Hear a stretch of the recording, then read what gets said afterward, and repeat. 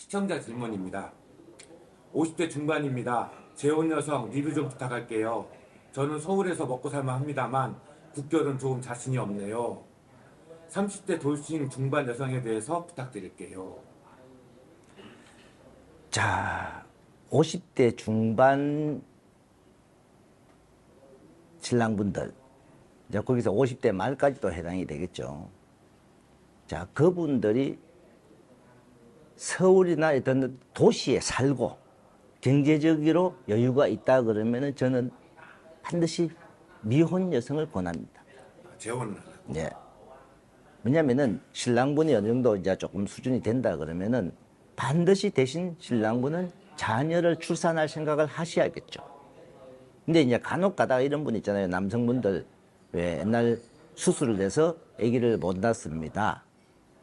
그런 분들은 재혼 여성 중에 딸 한 명 있는 여성, 아들보다는 딸이 반드시 낫습니다. 딸 한 명 있는 여성, 그 여성들을 추천을 하는데, 자, 그 여성 중에서도 이 딸을 그쪽 부모님들이, 신부 부모님들이 어느 정도 키울 수 있고, 이러면 부모님 나이가 너무 많으면 안 돼요.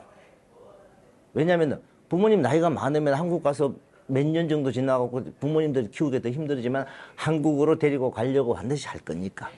그런데 저는 웬만하면요, 돌싱이라도 자녀 없는 사람, 아니면 미혼 여성, 그렇게 권하는 편입니다. 근데 50대 중반이면 이제 나이가 좀 많이 됐다 생각하고 에이. 새로 아기를 낳고 이런 거 부담을 가지고. 아니요, 꼭 그런 거 아니에요. 우리 지난주에 결혼하신 분도 53세예요. 그 지금 현재 있는 분도, 여기도 이분은 50대 중후반입니다. 이분들 다 자녀들 생각하고 합니다. 대신에 다 자영업 하시는 분이에요. 그러다 보니까 수입은, 월 수입은 꽤 되는 편이죠. 월 한 800에서 1000 정도 이렇게 이상 버는 분들이다 보니까 그 이분들은 본인 애기 놓을 생각하고, 한 분은 초혼, 한 분은 재혼인데 애기 놓을 생각하고 시작해요. 아기가 왜 이렇게 중요합니까? 자,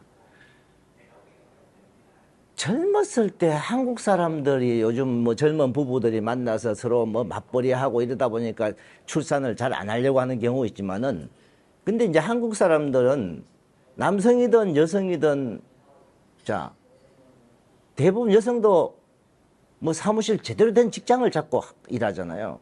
그러면 신랑분이 경제적인 여유가 있어갖고 여성분은 직장도 안 다니고 하는 분이 만약에 한국분이 있었다 하면 한국분도 그 가정생활이 오래 가겠습니까?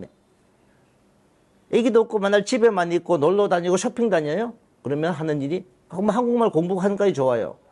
그것도 1년, 2년, 3년이죠. 가장 가정에서 중요한 거 자녀잖아요. 그러니까 특히 이 베트남 여성들은 가족이라는 딱 범위 안에 남편과 자식이 반드시 포함이 돼 있어요. 어제 우리 신부 한 명이 한국 가서 어떻게 살고 싶습니까? 이 여성분은 한국 가서 자기는 가족을 위해서 살고 싶대. 남편과 자식. 그 이 여성분도 부모님 집이 상당히 잘 사시는 분이에요.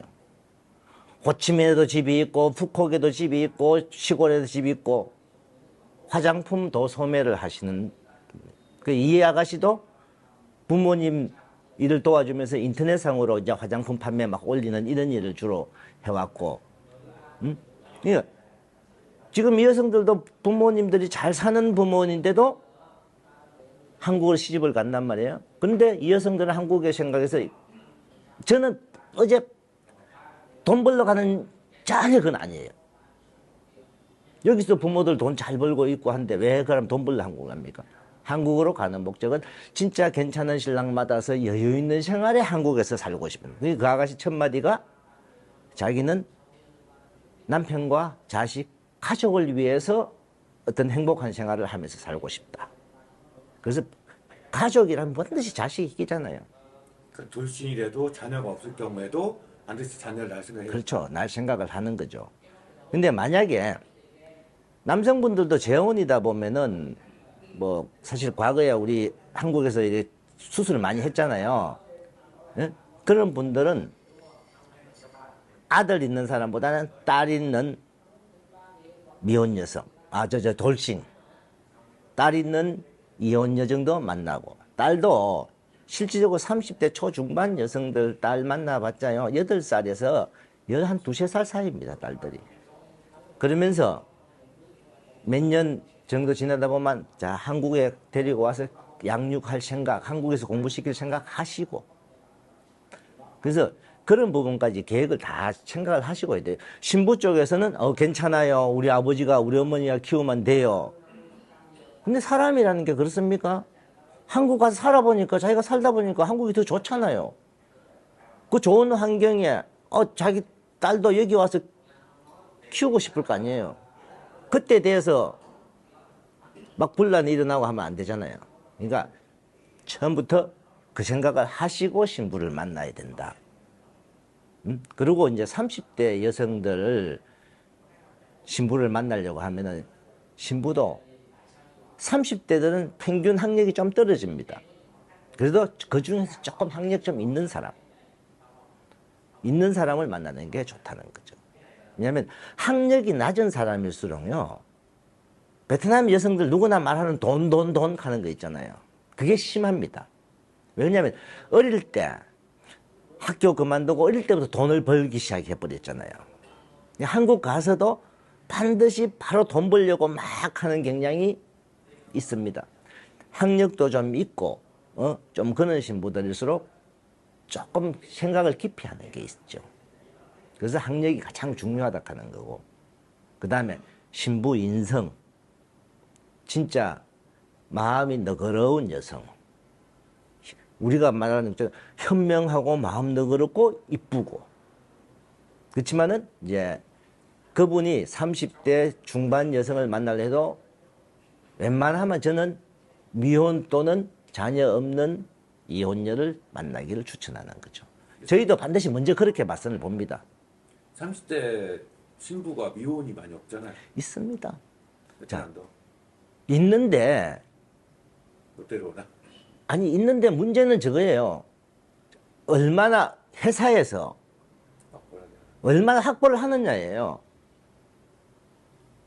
지금 이제 저희들 같은 경우는 어제하고 토요일, 일요일, 어제, 오늘 이렇게 맞선을 쭉 이렇게 봐도 뭐 사실 뭐 인물 없는 여성도 일부 있잖아요. 대신 그래도 그 중에서 내가 봐도 추천할 만한 신부, 괜찮은 신부 2명 정도가 나온다 이 말이에요.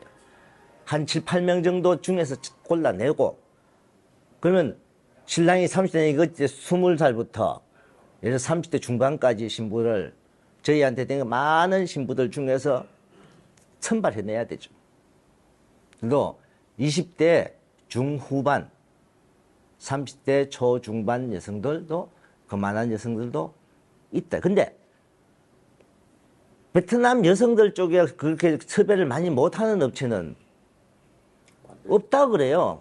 없습니다. 그냥 이혼녀, 자녀 있는 이혼녀 만나야 됩니다 하면서, 심지어 40대 말 신랑들한테 그런 여성들을 소개해갖고 결혼시키는 사람도 있는데요. 그러니까 본인들이 원하는 여성들을 해줄 수 있냐 없냐를 반드시 알아보고, 베트남에는 30대 미혼 여성 잘 없어요. 그럼 신랑분들이 그걸 믿어버려요. 왜? 가장 많이 쓰는 말은 베트남은 좋으니 빨리 다 결혼하니까. 근데 옛날 이야기예요. 옛날에 빨리 결혼 많이 했지만은, 아직도 빨리 결혼하는 사람도 있지만은 20대 중반, 20대 말, 30대 초반까지 가시는 분들도 있다. 그래서 착하고 학력도 있고 그런 분명히 여성들 만날 수 있습니다.